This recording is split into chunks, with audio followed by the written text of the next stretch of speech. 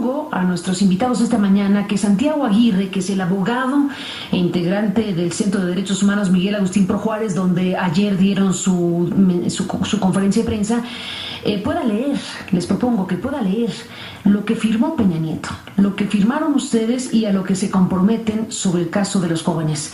Santiago, te propongo la lectura. Claro que sí. Es una minuta con varios puntos, con 10 puntos en específico. El primero de ellos hace alusión a la búsqueda en vida de los normalistas y dice así: el gobierno de la República profundizará y en su caso rediseñará el plan de búsqueda que la Secretaría de Gobernación presentó a padres de familia, estudiantes, abogados y representantes de organizaciones civiles en relación con los hechos referidos y que detalla las acciones realizadas y la estrategia que seguirán las distintas dependencias del Ejecutivo Federal para la búsqueda y localización de los 43 estudiantes de la Normal Rural Raúl Isidro Burgos. El objeto es intensificar dichas acciones y en especial centrarlas en la búsqueda con vida de las personas desaparecidas. El segundo gran acuerdo tiene que ver con evitar las filtraciones a la prensa y el trato digno a los familiares y dice así: se establecerá una comisión mixta de seguimiento e información integrada por personal a cargo de la investigación dentro de la PGR y de Segov a fin de establecer mecanismos ágiles para proporcionar toda la información necesaria a padres de familia, estudiantes, abogados y representantes de organizaciones. Ninguna dependencia del gobierno federal dará información a la prensa sobre el avance de la búsqueda y de la investigación sin notificar previamente a esta comisión por conducto de la persona que para este efecto se designe. El tercer acuerdo tiene que ver con afianzar las condiciones de las peritas independientes en antropología forense y dice así: el gobierno de la República y la PGR continuará brindando todas las facilidades y apoyos al equipo argentino de antropología forense habilitados ya en la investigación para que puedan ejercer con prontitud, seguridad y certeza el proceso de identificación de todos los hallazgos que requieran pericial en la materia de especialidad de dicho equipo. El cuarto acuerdo hace alusión a la no criminalización de los integrantes de la Normal y dice así: el gobierno de la República reconoce a los integrantes de la Normal Rural como una comunidad estudiantil que se encuentra agraviada por los hechos y en esa medida se le respetarán todos sus derechos humanos, su honra y su reputación.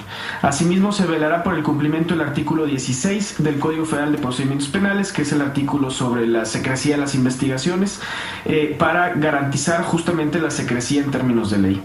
El quinto acuerdo hace alusión al acceso pleno a las constancias de los expedientes y señala lo siguiente: la PGR se compromete a garantizar el debido proceso, así como a continuar facilitando la coadyuvancia de las personas que en la averiguación previa tienen reconocida dicha calidad. Se obtendrán y entregarán copias de los procesos penales ellos ante los jueces competentes con motivo de los hechos referidos en esta minuta. Asimismo, se realizará una reunión con los representantes de la coadyuvancia para analizar si hay necesidad de traer investigaciones que realice la Procuraduría General de Justicia del Estado de Guerrero a fin de evitar una doble investigación sobre los hechos, siempre y cuando dicha atracción sea jurídicamente procedente. El sexto acuerdo hace alusión a la ampliación de las investigaciones en curso y señala lo siguiente: en el ámbito de su competencia, la Procuraduría General de la República y las dependencias del Ejecutivo Federal se comprometen a investigar las posibles conductas cometidas por cualquier persona en relación a los hechos materiales de esta minuta. De igual manera, se integrará un grupo de trabajo con la PGR para analizar los casos planteados durante la reunión respecto de los hechos ocurridos el día 12 de diciembre de 2011. Este antecedente de impunidad que la Normal ha señalado fue un aliciente para lo del 26 de septiembre. El séptimo acuerdo se refiere a la atención fundamentalmente de las personas que fueron ejecutadas extrajudicialmente en los hechos y dice así: el gobierno de la República a través de la Segov ha presentado un plan de atención victimal en relación con los hechos y los representantes de las víctimas han acordado que darán respuesta a dicho plan. Con independencia de lo anterior, el gobierno de la República, en términos de lo dispuesto en la Constitución, tratados internacionales y ley general de víctimas, se compromete a la reparación integral del daño respecto de las víctimas o ofendidos en los casos de las personas fallecidas en los hechos. El punto octavo se refiere a las personas que resultaron lesionadas en los hechos y dice así: el gobierno de la República en los términos de la Constitución, tratados internacionales y Ley General de Víctimas, se compromete a continuar con la prestación de toda la atención médica que sea necesaria hasta el total restablecimiento de las personas que resultaron lesionadas.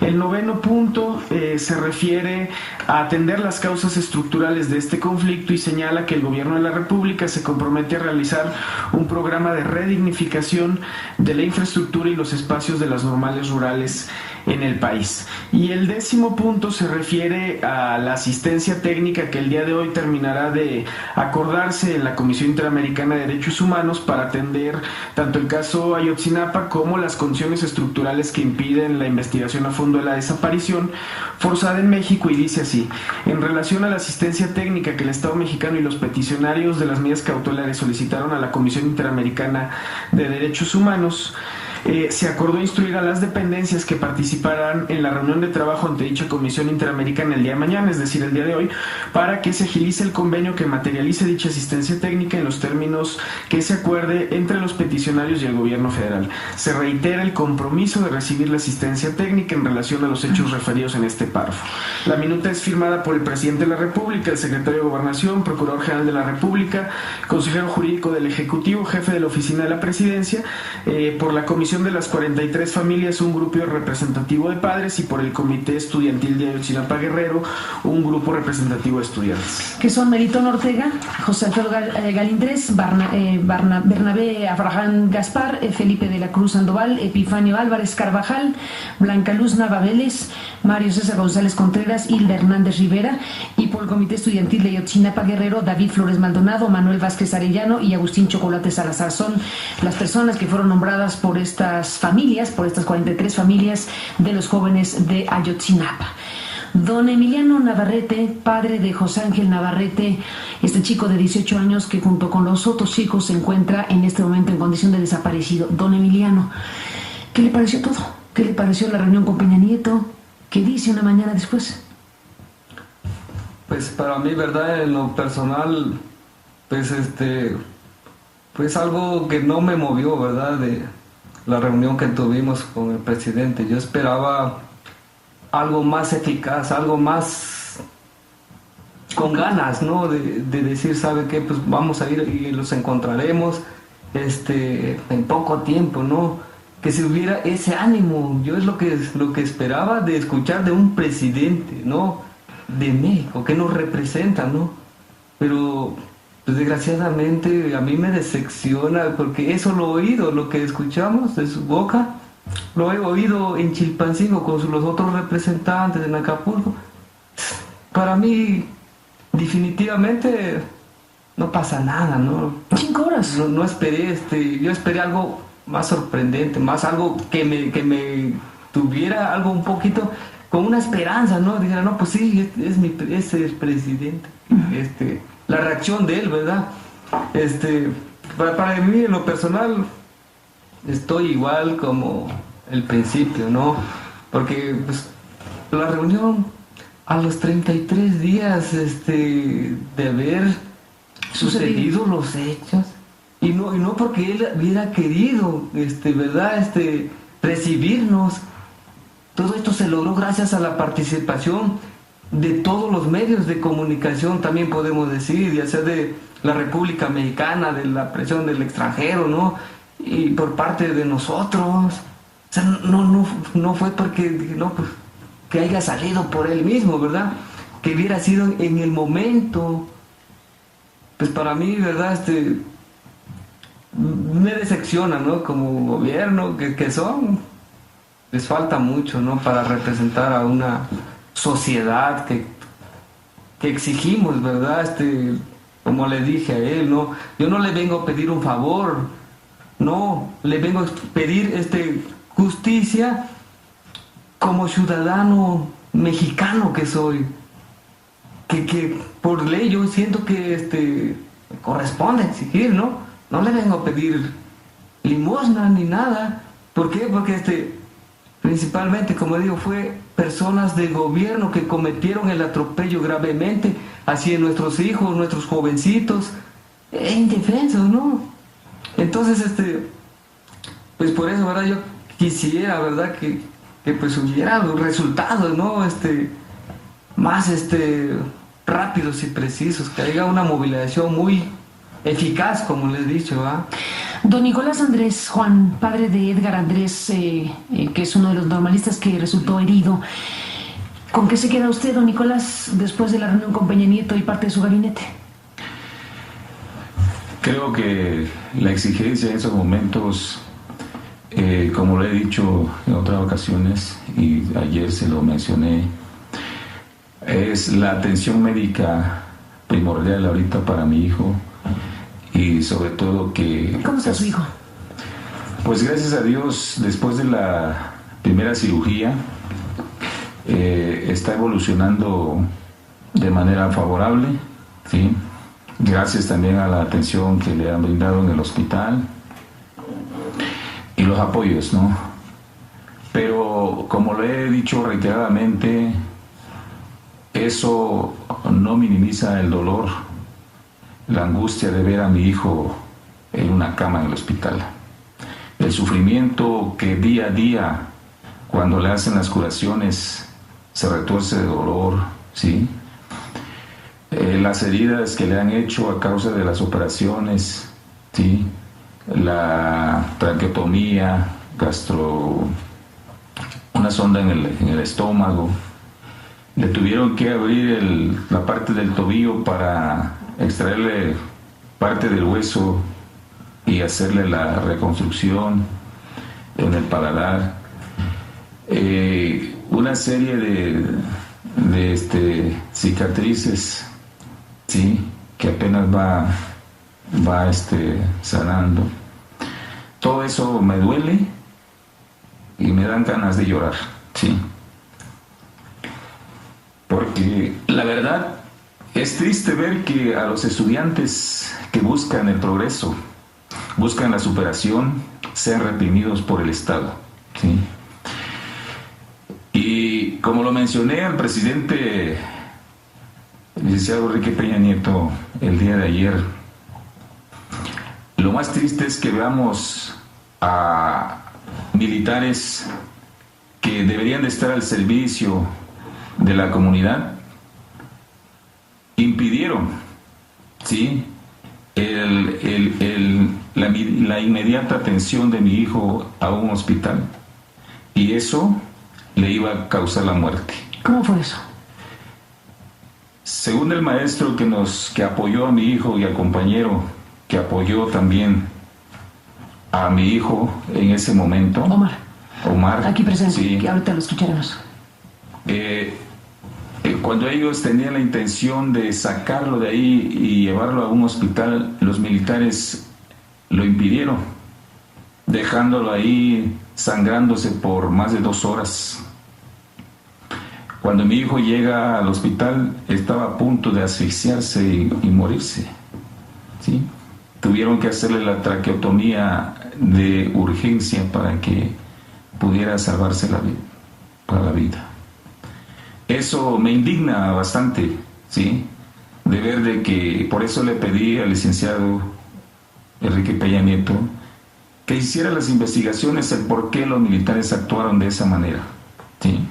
Cuando debían ellos de prestar el servicio. Según ellos solicitaban el servicio de una ambulancia que nunca llegó, ¿sí?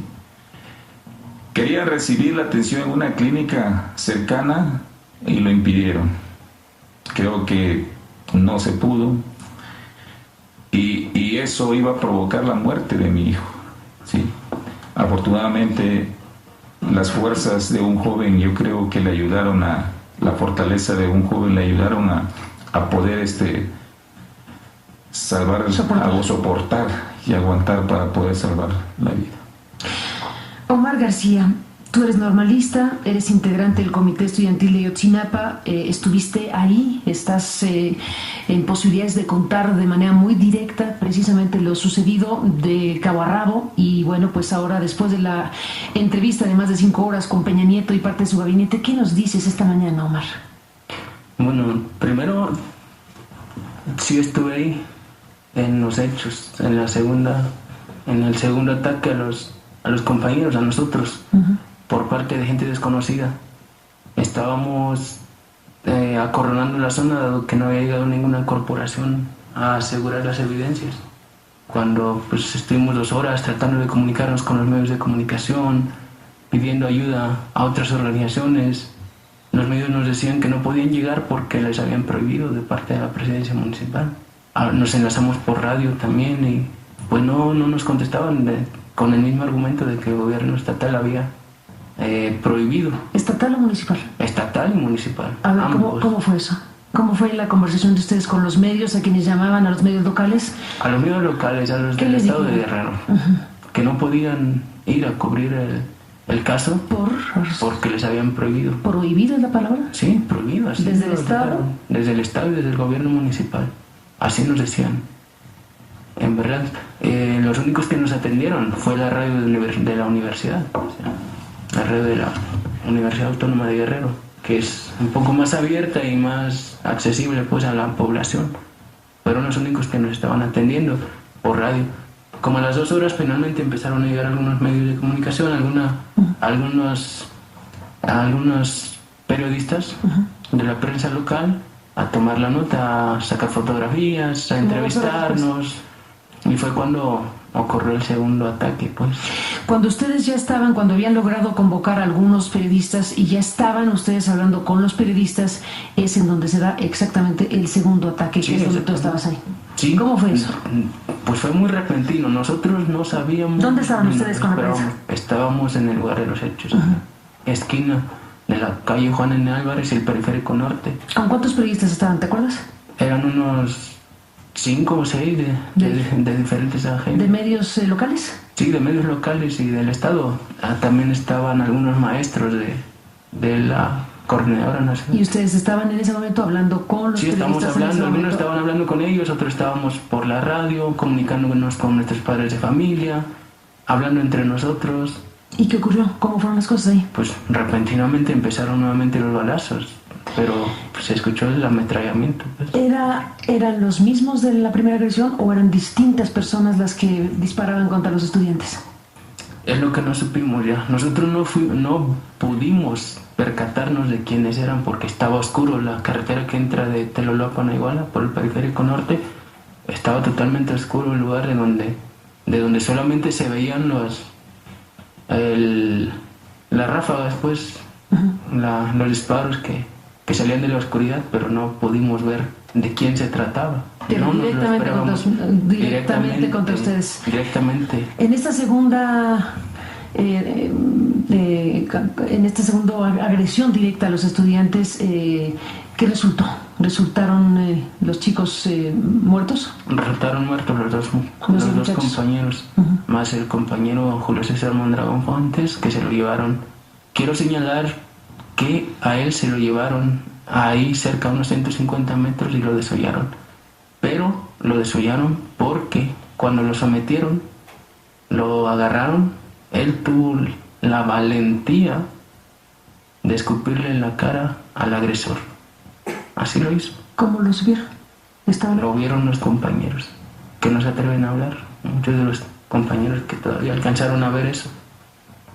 La imagen que circuló de esta persona es verdaderamente estremecedora. Su rostro arrancado, literalmente. ¿Ese es el chico? Sí. ¿Esa imagen que circuló, esa imagen corresponde a tu compañero? Sí, él es.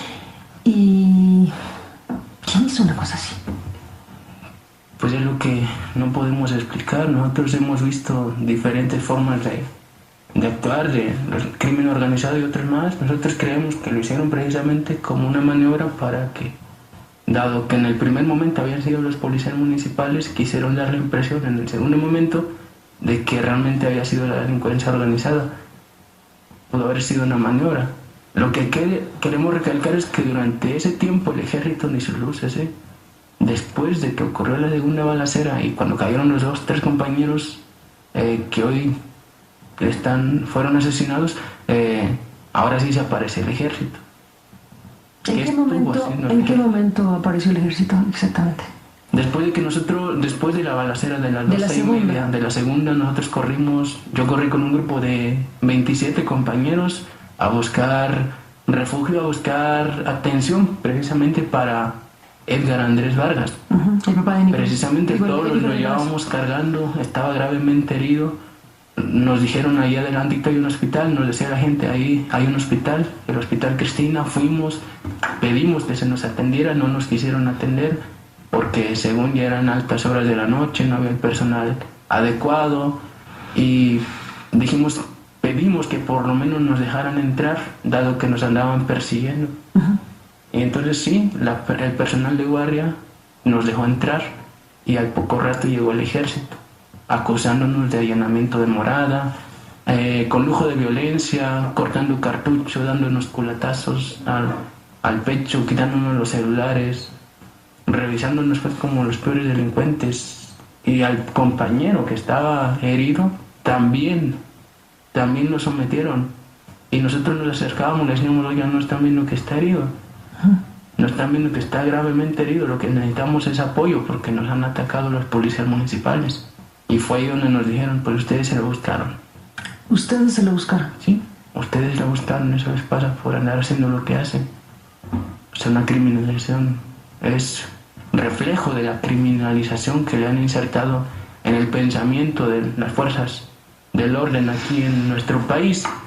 Luego nos pidieron nuestros nombres a todos y nos fotografiaron a todos y nos dijeron algo muy claro y que personalmente para mí empieza a cobrar un poco de sentido.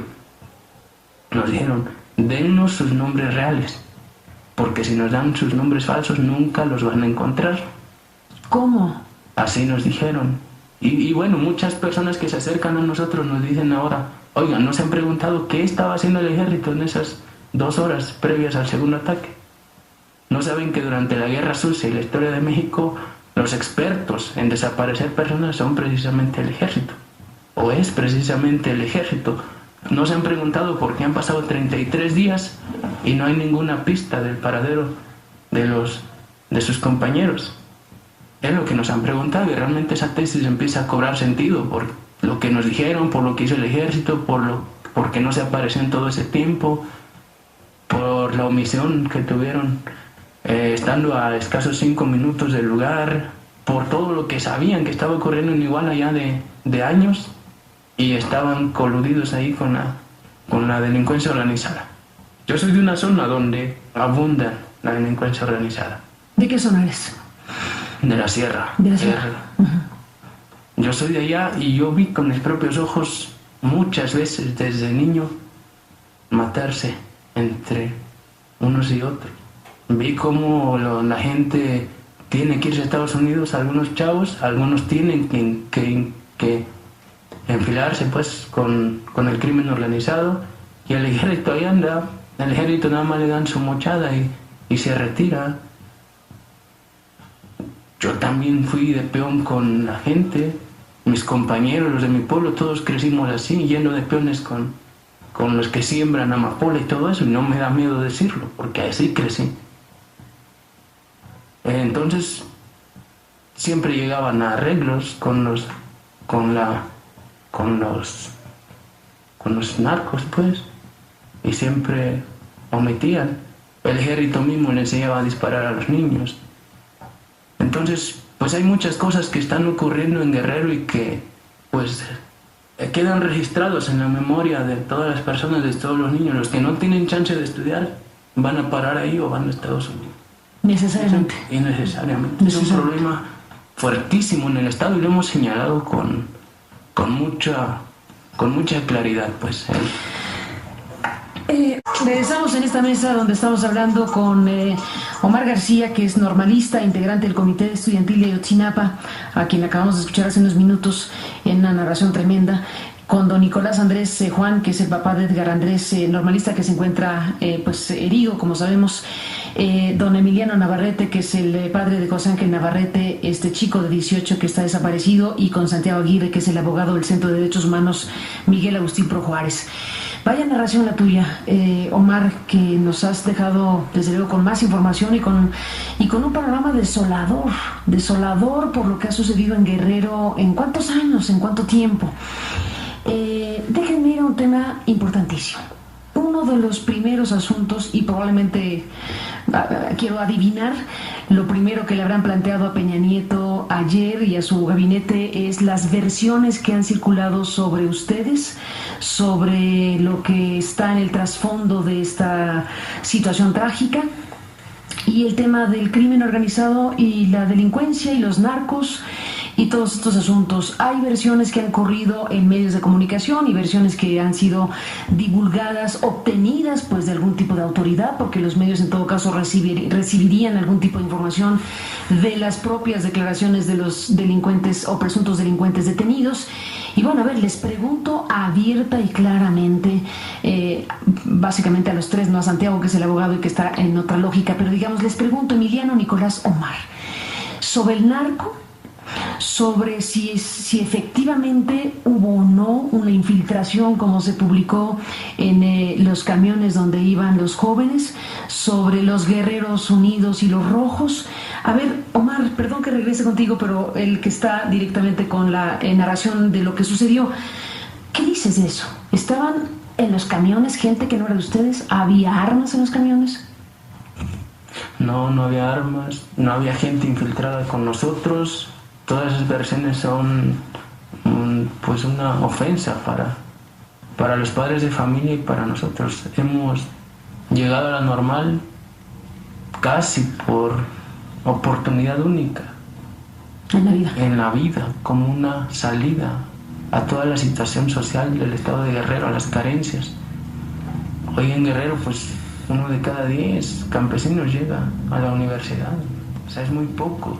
Y realmente para que ahora nos salgan con que somos o tenemos vínculos con la delincuencia organizada, pues realmente no se vale. Se lo decimos porque nosotros fuimos a declarar, la PGR nos pidió que declaráramos. Nos tuvieron 8 horas declarando.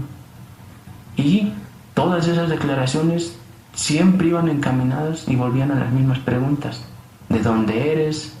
¿A qué te dedicas? ¿A qué te dedicabas antes? ¿Qué opinas de los Guerreros Unidos? O sea, mucha que no tenía nada que ver con el asunto y con el atropello que habíamos vivido el 26 de septiembre. ¿Qué música escuchas? Pues escucho de todo lo que se escucha. No, digo que el Ministerio Público les preguntó sobre la música incluido. Eso fue una ofensa todavía más grande. Nos preguntó qué música escuchamos y nos dijeron que, dadas las investigaciones que habían hecho de los celulares, números celulares que les habíamos pasado para que trataran de rastrear el paradero de nuestros compañeros, dicen, oigan, pero ¿por qué escuchan a La Tracalosa? ¿Qué es La Tracalosa? Le digo, oigan, ¿por qué o qué? Dice, no, pues La Tracalosa acá toca puro narcocorrido. Y les dijimos, oigan, ¿qué muchacho en los barrios pobres de las ciudades, en las comunidades rurales, no escuchan narcocorridos? Si ustedes mismos fomentan la narcocultura y la dejan expandirse por todo el país, ¿de qué nos vamos a estereotipar? La gente no quiere ser maestro, no quiere ser arquitecto, no quiere ser doctor. Los chavalillos no quieren ser eso. Yo soy maestro, estoy estudiando para maestro, practico en aulas de clase. Se les pregunta a los niños, oye, ¿qué quieres ser de grande? No falta el niño que dice, yo quiero ser narco. Así estamos en México. ¿Por qué? Porque el estereotipo de ser narco y la abundancia de material audiovisual, películas, vayan a las tiendas de cualquier rancho, de cualquier municipio pobre y van a ver pura película de Mario Almada, de Agustín Bernal, de todos esos que hacen pura película de narco. Entonces, ¿qué es lo que van a querer ser los muchachos si lo demás no está difundido? Don Emiliano Navarrete, ¿qué dice de todo esto? Pues ¿Les dicen o narcos o guerrilleros a sus hijos? Pues sí, yo escuché los comentarios de que estaban involucrados pues con los narcos, ¿no? O iban gente infiltrada ahí con ellos. Pues yo digo, no tengo estudios, ¿verdad? Pero no soy tan tonto para creerme esa tontería que divulgan, ¿no?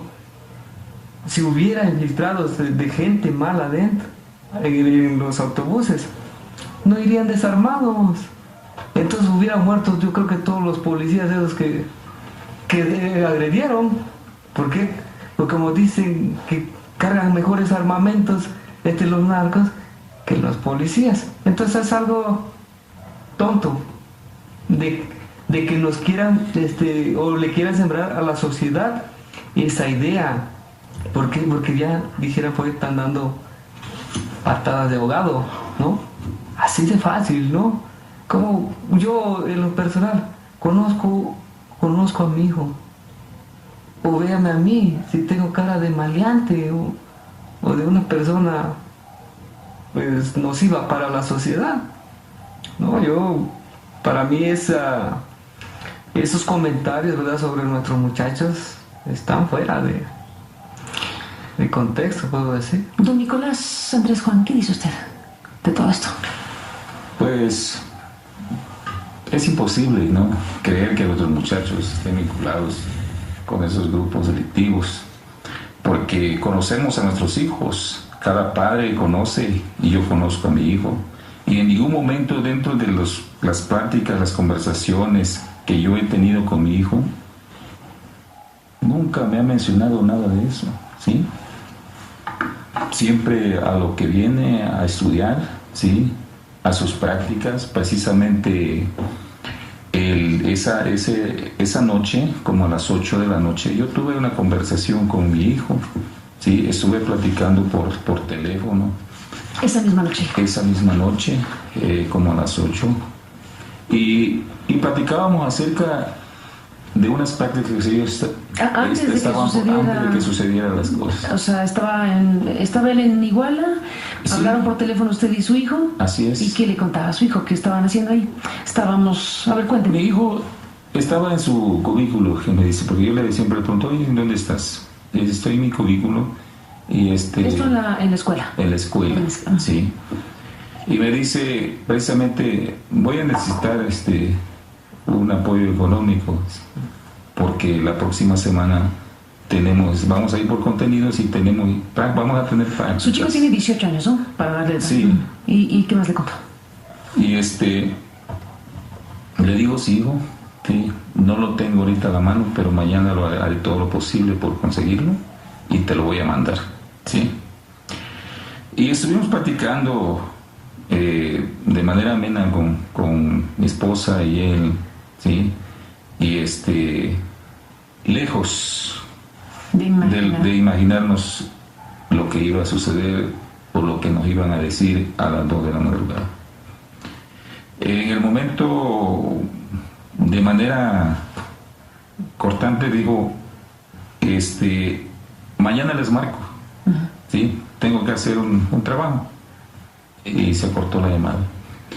Yo supongo que en ese momento llega la información a la escuela, en donde quizás los reúnen para dar la información de lo que estaba sucediendo, por lo mismo que a la iniciativa de él cortó la llamada y dejamos de conversar. Y ya no supe más hasta las 2 de la madrugada que recibo la llamada telefónica, en donde Omar, ¿sí?, me dice, ¿usted es el papá de Edgar? Le digo, sí. ¿Qué pasa? Y me dice, su hijo está herido. Hubo un enfrentamiento con policías y su hijo está herido. Es desesperante escuchar eso en medio de el sueño tranquilo, que tiene un descanso tranquilo, y de repente que te digan, tu hijo está herido. Yo lo único que le pregunté, ¿qué parte está herido? En la cara, en la mandíbula. No me va a dejar mentir, yo se lo pedí, amigo, le digo, como sea, te pido el favor que lo auxilies y que lo lleves a un hospital. No lo dejes solo, ¿sí? Enseguida me dijo, háblale a Edgar, le voy a poner el teléfono porque él no podía hablar. Le puse el teléfono y yo le di ánimos a mi hijo para que soportara y pudiera llegar a un hospital. Inmediatamente fue desesperante, su mamá lloraba, sí. No teníamos suficiente recurso para viajar porque, pues, es largo el trayecto. Tuvimos que conseguir un dinero a horas de la noche, de la madrugada, y salimos allá aproximadamente como a las 3 de la madrugada. Para llegar a las 4 de la madrugada del día domingo, ¿sí?, que son 24 horas aproximadamente, con angustia. Y al llegar a ese lugar, a Iguala,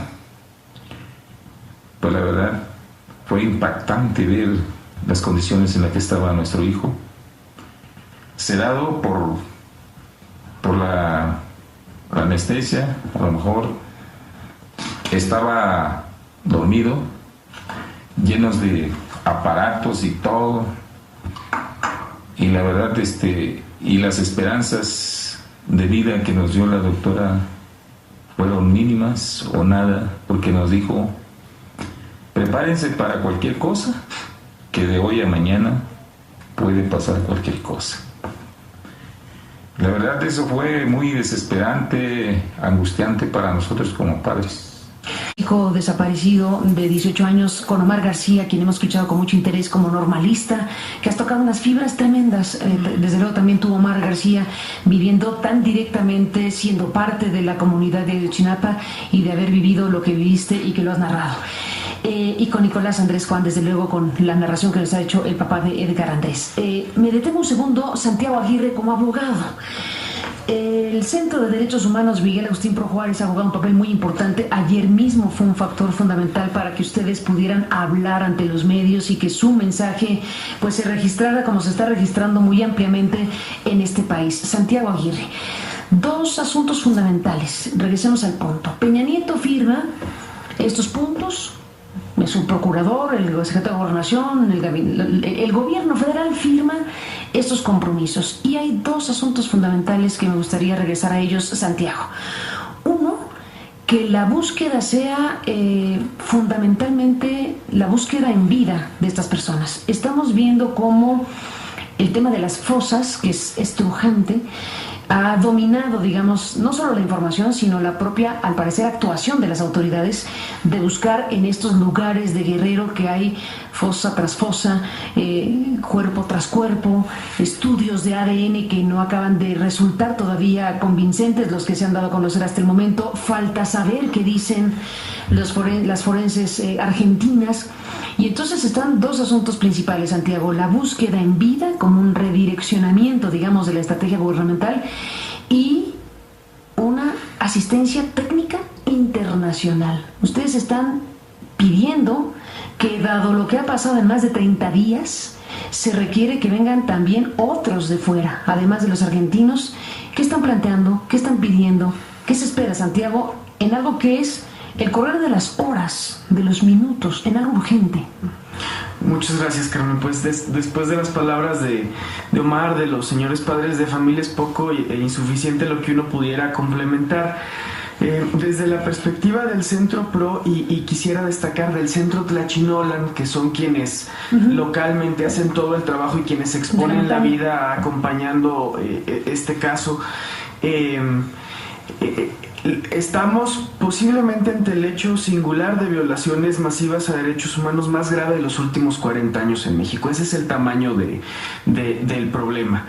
Y en esa magnitud, evidentemente hay múltiples asuntos que tocar. Por eso es una minuta con 10 puntos.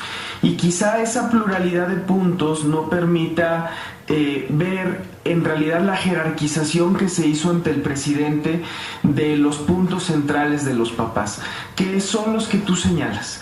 En primerísimo lugar, la presentación con vida de los normalistas. Hubo un emplazamiento muy claro de los padres a decir: han pasado 33 días, la intervención del gobierno federal fue tardía y nuestra exigencia es clara. Queremos vivos a los normalistas ya, porque fue vivos que se los llevaron.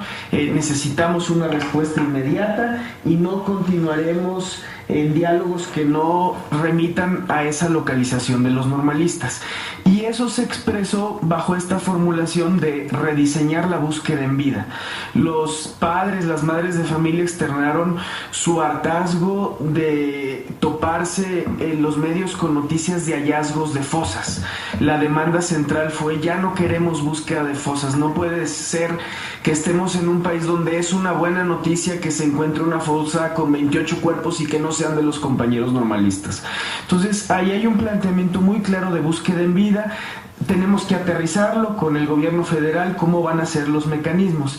Y justamente vinculado con ese punto inicial está lo segundo, que es la asistencia técnica, que hoy se terminará de formalizar ante la Comisión Interamericana, que tiene que ver con que una comisión de expertos internacionales especializados en desaparición forzada, en investigación de indagatorias complejas de vínculos entre crimen organizado y gobierno, pueda hacer una verificación técnica de la investigación del caso Ayotzinapa, pueda hacer una revisión que incluya los temas forenses, que incluya los temas de búsqueda, que incluya las líneas de investigación, pero también que pueda formular recomendaciones sobre cómo el Estado mexicano se enfrenta a las desapariciones forzadas. Los padres de familia claramente le dijeron ayer al presidente que esto tiene que ser un punto de inflexión en términos de cómo se procesan las desapariciones forzadas, que si hoy desaparecen 43 estudiantes de Ayotzinapa es porque ayer desaparecieron a 5 personas en Nuevo León, 10 en Tamaulipas, otro tanto en otros estados, y que eso es lo que ya no puede seguir ocurriendo. Entonces, esta comisión internacional tiene en primerísimo lugar la obligación de fortalecer la investigación del caso Ayotzinapa para localizar con vida a los compañeros desaparecidos, y en segundo término de contribuir a que este sea un punto de no retorno en términos de cómo se investigan las desapariciones forzadas en México. Desde luego, como señalas, en la medida en que van pasando los días, el desgaste de los padres y las madres de los estudiantes desaparecidos es mayor. No hay ni siquiera palabras que alcancen para nombrar ese dolor, y por eso el emplazamiento es muy claro. Se requiere que los estudiantes sean presentados con vida, y que sean presentados con vida ya, porque así fue como fueron llevados, y fueron llevados por agentes del Estado. En ese sentido también los familiares fueron muy contundentes en señalarle al presidente de la República: estamos ante un hecho de desaparición forzada que compromete la responsabilidad internacional del Estado, y frente al cual tiene que haber una respuesta de Estado con justicia, con verdad, con reparaciones, porque no se podrá aceptar otra respuesta frente a algo de esta magnitud. Déjenme hacer una pausa y regresamos. Está el alcalde Abarca, está el gobernador Aguirre, está lo que ha dicho el padre Solalinde, están muchos asuntos de los cuales después de la pausa les pregunto. Bueno, tenemos, don Emiliano, de estas versiones de lo que causó un gran estremecimiento en la sociedad mexicana al escuchar a un hombre como Alejandro Solalinde, el sacerdote fundador y director del albergue Hermanos en el Camino, que ha dicho que obtuvo información de gente que le narró cómo sucedieron las cosas. Él mismo ha pedido disculpas por no haber ido con ustedes antes de decir lo que dijo. Él mismo ha dicho que pues da paso a que pueda coadyuvar de la manera que se pueda, pero incluso estuvo estos días en una situación donde finalmente se retiró del lugar a petición, al parecer, de ustedes mismos. ¿Qué me dice don Emiliano Navarrete de las narraciones del padre Solalinde, de lo que ha sucedido, de las versiones que corren? ¿Qué me dice, Emiliano? Pues mire, verdad, yo de los rumores del señor que dice, ¿verdad? Que al parecer yo no oí las noticias anteriormente, ¿no? Nomás lo supe por los compañeros de ahí, que decía que él tenía pruebas, que ya ha visto, ¿no?, de que los muchachos estaban fallecidos. Pero yo pues siempre he estado en mi mente acá derecho, no me desvío por lo que digan los demás. Entonces pasó el tiempo, y yo ese día que fue él al parecer fue a la normal, y yo ese día no estuve en la normal. Entonces una persona tenía una información según que sabía dónde estaban los muchachos, ¿no? Por cierto que pues da vergüenza que lucren con el dolor ajeno. Me cobró 1,200 pesos para darme una dirección de donde estaban, según los muchachos. Una persona de Chilpancingo. ¿Quién? ¿Quién? No, es una persona común y corriente, ¿verdad? ¿Le cobró por eso? Parece que vive en Colonia Independencia, ¿verdad? Entonces yo ese día fuimos a ver, me dio la dirección, y que estaban aquí en Pueblo Viejo, en Iguala, ¿no? Y como yo he asistido, ¿verdad?, con gendarmería y federales, he asistido a las búsquedas. Entonces fui a ver, señor, le pagamos el dinero y hablo con el comisionado Enrique Galindo. Entonces, pues, por parte de ellos, ¿verdad? Pues no puedo decir nada malo porque pues, las veces que les he hablado, pues, me han brindado la ayuda para asistir a los puntos que nosotros como padres nos han dicho, ¿no? Total, le hablé yo a él, ¿verdad? Y nos puso un helicóptero en Chilpancingo que nos trasladó a Iguala, y de ahí los de Gendarmería nos fuimos hasta Pueblo Viejo, ¿verdad? Donde nos habían dicho que ahí estaban en una casa, ¿no? Pues sí, llegamos, ¿verdad? Cerca del cerro y pues, desgraciadamente pues no hubo nada, ¿no? Entonces a mí me habla, ¿verdad? Mi esposa ya como a las 2 de la tarde dice que estaba el padre allá, ¿no? Y aquí está el padrecito. La verdad, en ese momento yo estaba tan enojado que le dije, ojalá y esté ahí ahorita que lleguemos, ¿no? Porque ya fuimos con 4 padres, porque ya me cansé de que la gente lucre con el dolor ajeno, porque pues ya habíamos ido, ¿verdad?, por un señor de asegurarnos de que ahí estaban, ¿verdad?, y no era cierto, nomás se aprovechó de la situación de nosotros, y todavía este señor viene a decirnos, pues hasta en el propio lugar de donde estamos. Para mí era humillante y me dio mucho coraje, ¿verdad? Quería llegar, ¿verdad?, para decirle, pues lo que yo sentía de él, ¿no? Como servidor de Dios, ¿no? Lo que sí se puede decir, así es, y así son los servidores de Dios también, imagínense. Entonces, definitivamente, si él sabía, ¿verdad?, algo, lo hubiera comentado desde el principio, asistido al lugar de donde se debería de haber dado la información, no primero presentar a los medios, ¿no? Es como llamar la atención, hacerse publicidad, y para mí no, su información que tenga no vale para mí. Don Emiliano Navarrete, el padre de José Ángel, este chico de 18 que está desaparecido y que esperemos aparezca pronto con vida, junto con los demás compañeros de la normal de Ayotzinapa, Omar García, normalista e integrante de este comité estudiantil, Nicolás Andrés Juan, papá de Edgar Andrés, normalista herido, y Santiago Aguirre, el abogado del Centro Agustín Pro Juárez. Don Nicolás Andrés Juan, el alcalde Abarca, la esposa del alcalde Abarca, el gobernador Aguirre, el procurador general de la República, ¿qué me dice de todo esto? De lo que ahora sabemos que sabían, por ejemplo, del alcalde Abarca. Esta cosa de que estaba relacionado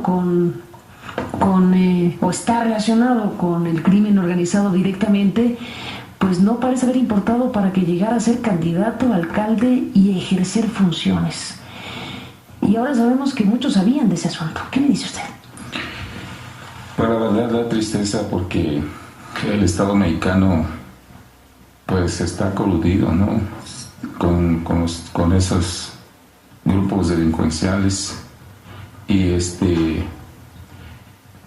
pues le pediríamos aquí a la sociedad en general que hiciéramos conciencia y exigir, ¿sí?, una limpieza, ¿sí?, y que con una limpieza de las estructuras, del gobierno, sobre todo, ¿no?, ¿sí?, en los 3 niveles de gobierno,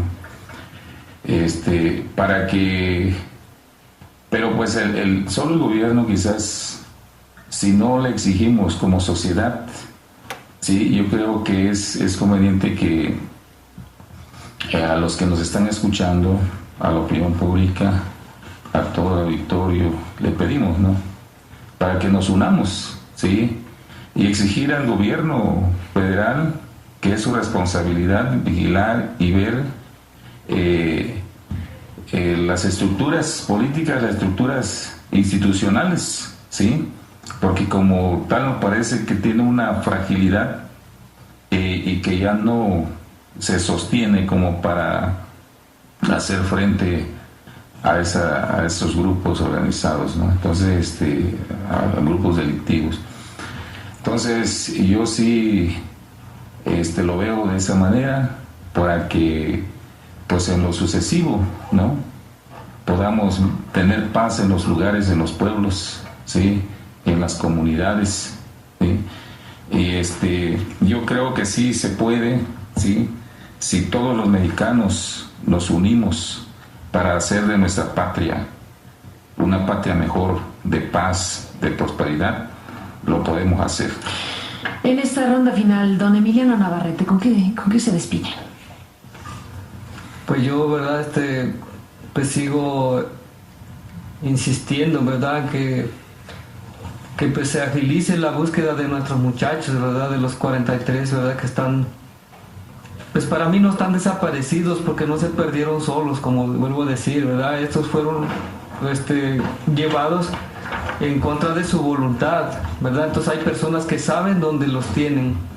Pues yo quisiera que pues todo persona, ¿verdad? Que pueda darnos información, de ayudarnos a localizarlos, pues es que nos echen la mano, ya que para mí ha sido algo pues muy doloroso toda esta situación, ¿verdad? Pero debo de ser fuerte para seguir adelante. Yo a veces, como les digo, regreso a casa a las 11, 12 de la noche, las 2 de la mañana, no quiero ni llegar a mi casa, me da un dolor. ¿De qué le voy a decir a mis otros 2 hijos? ¿Que no aparece su hermano? ¿Otra vez nada? Es algo fuerte para mí, ¿verdad? Llego a mi barrio, me siento extraño entrar a mi barrio, como si algo me faltara. Y sí, y con la lentitud que vamos, es desesperante, ¿no? Para mí. Y quisiera pues pedir a todos, ¿verdad? La colaboración de ayudar a encontrar a nuestros muchachos, para que pues en las familias tengamos un poco ya más de tranquilidad.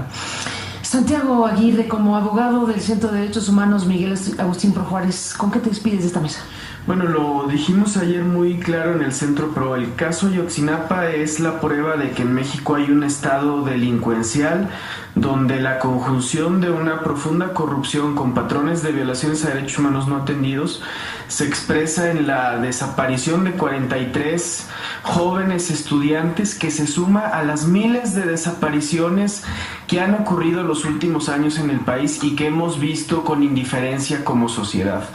En lo técnico, en el trabajo de derechos humanos, debe marcar un punto de no retorno que se exprese en la participación de expertos que revisen esta investigación, pero que también formulen recomendaciones sobre cómo responde o no el Estado mexicano frente a casos de desaparición.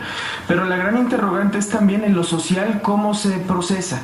Y ahí los padres, los estudiantes de la Normal están haciendo un amplio llamado a la sociedad a sumarse a la exigencia de que aparezcan los jóvenes desaparecidos. No es un tema de partidos, no es un tema de colores, es un tema de ya no ser indiferentes frente a una realidad en la que en este país puede desaparecer la gente sin que nada pase, en mecanismos donde estos casos se resuelven mediante la mera estigmatización de las víctimas y mediante mecanismos de impunidad. Y ese es el gran llamado que también hacen los familiares, los estudiantes, y que puede ser el factor que determine la presentación con vida de los muchachos, a los cuales 43 familias hoy en la noche van a seguir esperando. Entramos en la parte final. Omar García, 2 cosas. Antes de escuchar tu mensaje final en esta mesa, comentábamos en el corte que apareció un comunicado que se le atribuye al Ejército Popular Revolucionario. Es muy difícil saber si efectivamente procede o no del EPR este mensaje, pero lo comento porque es importante también escuchar lo que tengas que decir, Omar, sobre el asunto. En esta comunicación que se dio a conocer, dice que los 43 normalistas desaparecidos de Ayotzinapa fueron entregados a militares en una misión contrainsurgente, y dice que el caso de los estudiantes es un crimen de Estado con motivaciones políticas dirigido contra jóvenes activistas de la Federación de Estudiantes Campesinos de México.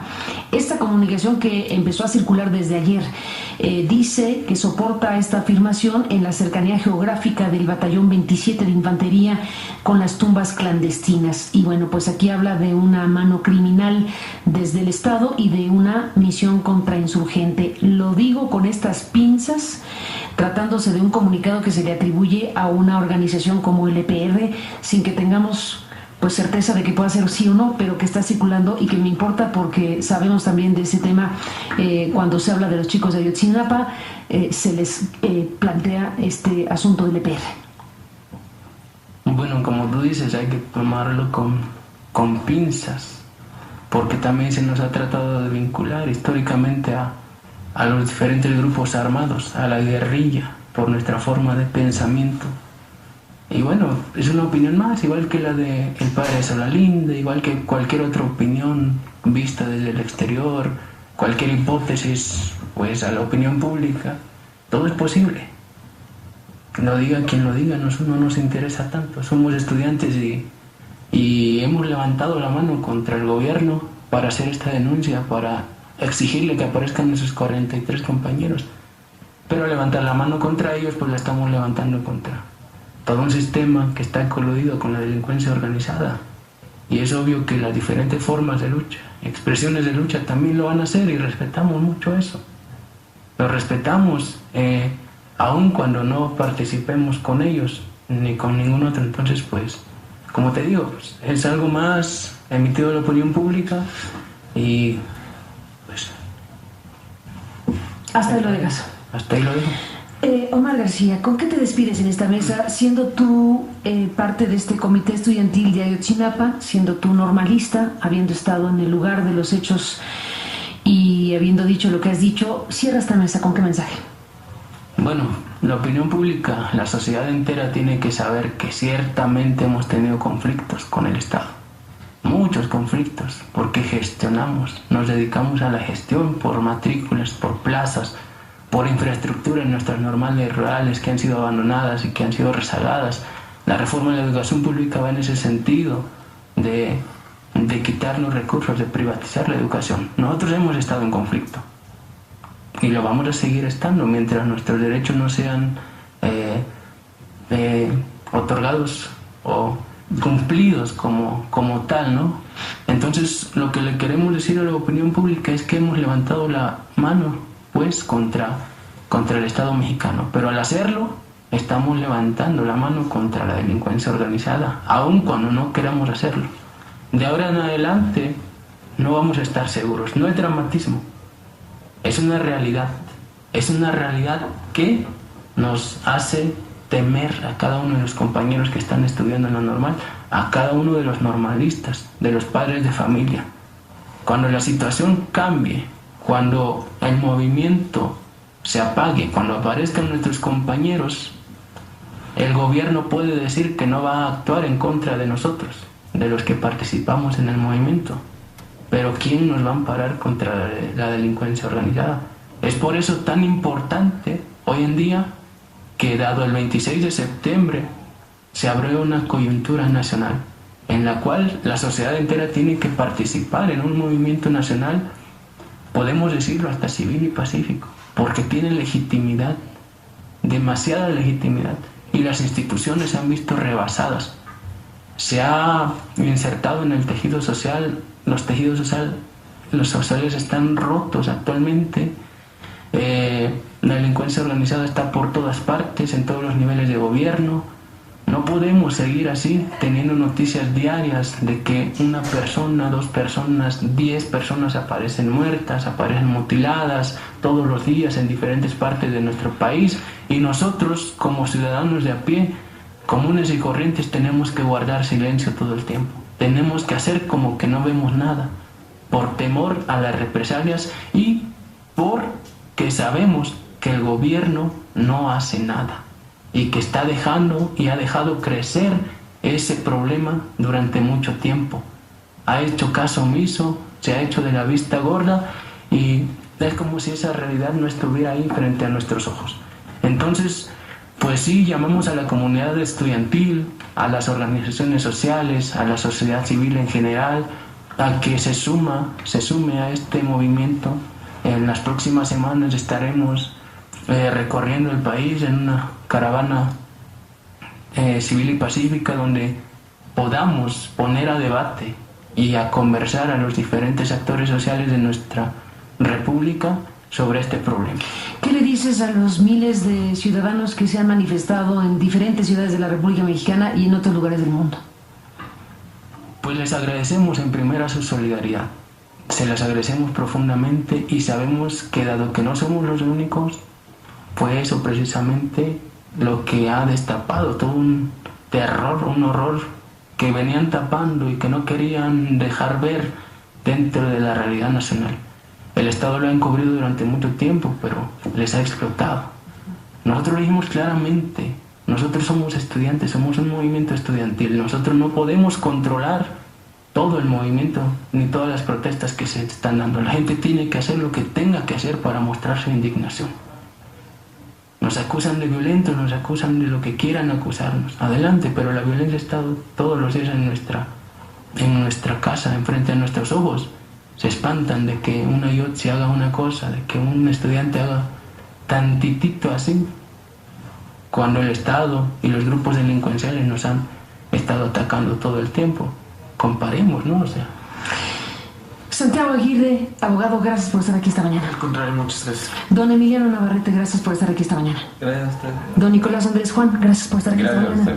Omar García, gracias por estar aquí. Muchas gracias. Esta mañana. A todos gracias y por supuesto estaremos siguiendo paso a paso todo esto que ha sucedido, está sucediendo y tendrá que suceder más adelante en relación a estos jóvenes desaparecidos. La exigencia es total en términos de la inmediata aparición con vida de estos jóvenes de la Normal Isidro Burgos de Ayotzinapa, Guerrero.